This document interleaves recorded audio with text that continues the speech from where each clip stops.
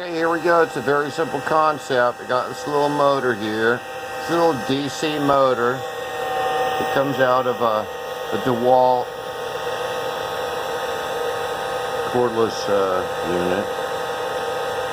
Doesn't draw much power. Right now I have no idea how fast it's spinning. But we reached our limitation of our little plastic housing. Because at about, I don't know, 1200 RPM, this thing just gave it up. Little rubber,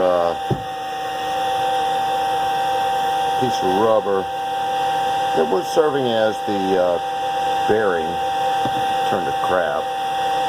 So I'm thinking maybe I'll make something out of this right here. Telescoping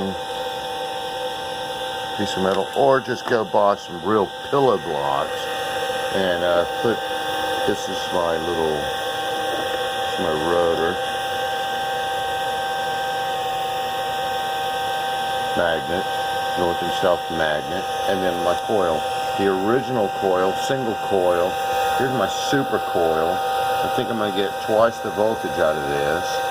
We're going to see, because I'm going to put some little pillow blocks to hold this thing up with pillow blocks so it spins correctly to that of magnetic bearings, and I'm thinking pillow blocks is the answer. So that's what we're going to do.